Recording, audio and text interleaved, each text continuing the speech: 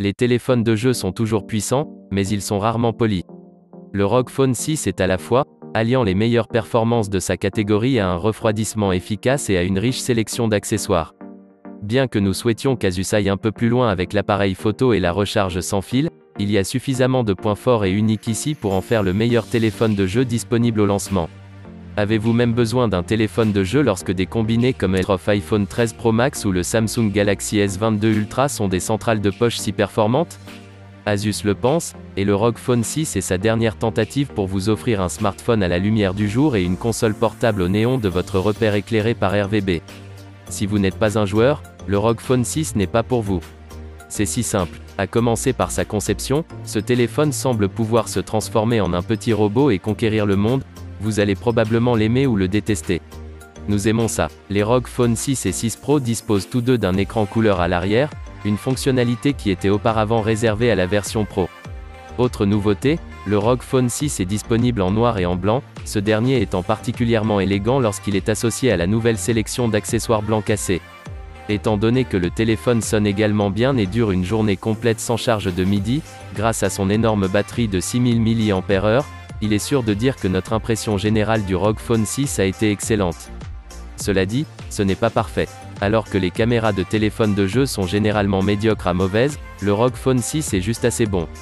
Ce téléphone est cher, il est donc naturel pour nous d'attendre un peu plus, peut-être sur l'objectif principal, un peu de téléobjectif ou un appareil photo large, macro avec autofocus. Le Motorola Edge 30 Ultra est le téléphone phare au meilleur rapport qualité-prix de 2022, avec une charge ultra rapide, un processeur puissant, un design haut de gamme, un bel écran, un logiciel propre et plus encore. Il est difficile de trouver des points négatifs avec l'appareil car Moto a tout mis en œuvre dans tous les départements. Si, au début de 2022, nous vous avions dit que l'un des meilleurs téléphones haut de gamme de l'année devait être fabriqué par Motorola de toutes les marques, vous ne nous auriez probablement pas cru. Après tout, le pilier mobile est le meilleur connu pour la fabrication de téléphones bon marché fiables et de temps en temps pour les mid-rangers. Chaque aspect du Motorola Edge 30 Ultra est tout à fait premium, offrant une expérience utilisateur fantastique, et contrairement à la plupart des autres téléphones incroyables comme celui-ci, vous ne payez pas un bras et une jambe pour l'obtenir.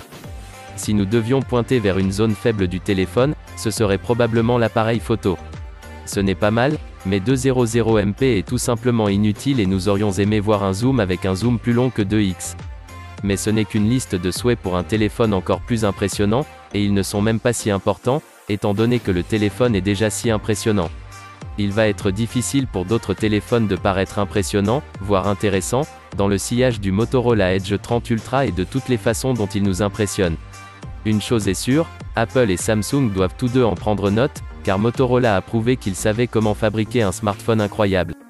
Le Motorola Edge 30 Ultra marque un retour à l'écran super incurvé, ou affichage en cascade, comme on l'appelle techniquement, puisque Moto l'a curieusement abandonné pour les appareils Edge de deuxième génération, oui, malgré le nom. De tous ces départements, c'est dans l'affichage que le Motorola Edge 30 Ultra fait son prix, au lieu de dépasser ce que l'on attend d'un téléphone à ce prix. L'iPhone 14 est un smartphone capable avec un processeur très rapide, un bel écran et de bons appareils photo. Il est pâle par rapport à l'iPhone 14 Pro, mais vous économisez également 200 $.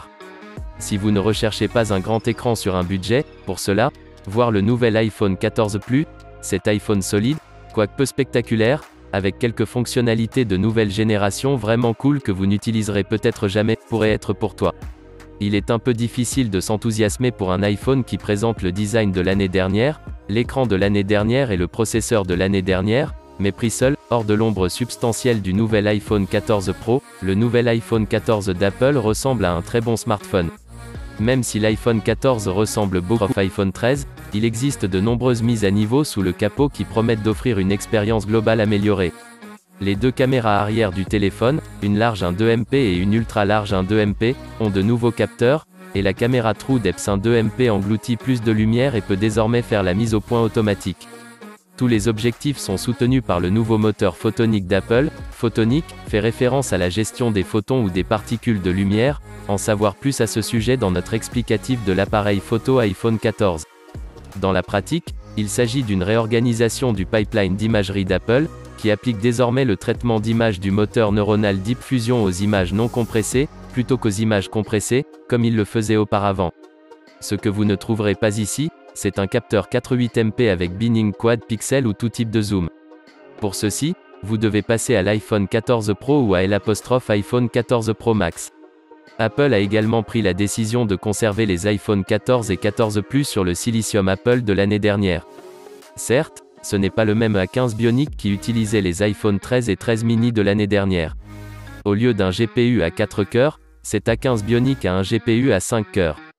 Il s'agit essentiellement de la même puce que celle des iPhone 13 Pro et 13 Pro Max de l'année dernière, et devrait promettre des performances améliorées par rapport à la puce de l'iPhone 13.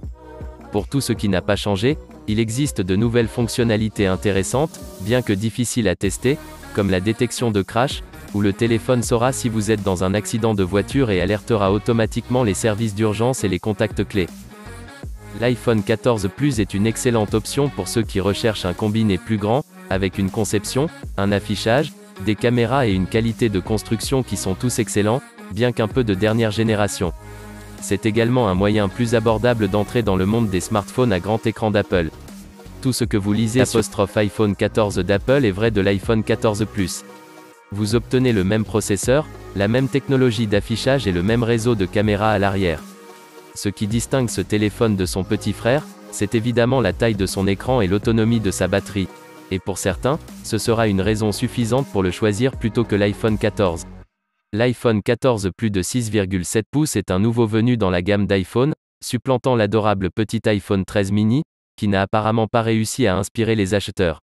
Avec ce smartphone de taille plus abordable, Apple espère attirer ceux qui aspirent à l'excitation du grand écran de l'iPhone 14 Pro Max, mais qui n'ont pas le budget pour se le permettre, ou qui n'ont peut-être tout simplement pas besoin de la puissance offerte par le capteur 4.8 MP de l'iPhone 14 Pro Max et le processeur A16 Bionic de pointe. Pris en lui-même, l'iPhone 14 Plus est un smartphone un peu guindé mais attrayant. Le design est pratiquement inchangé par rapport à la gamme iPhone 13, à l'exception de sa taille de niveau Pro sans être Pro. Il n'y a pas de mise à niveau Dynamic Island pour l'iPhone 14 ou 14 Plus, avec l'encoche qu'Apple a réduite de 20% avec l'iPhone 13 qui reste pour une autre génération.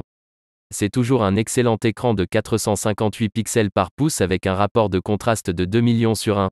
Notez simplement qu'il n'y a pas de taux de rafraîchissement toujours affiché ou adaptatif ici, et vous serez assez satisfait du panneau OLED 60 Hz de bon goût.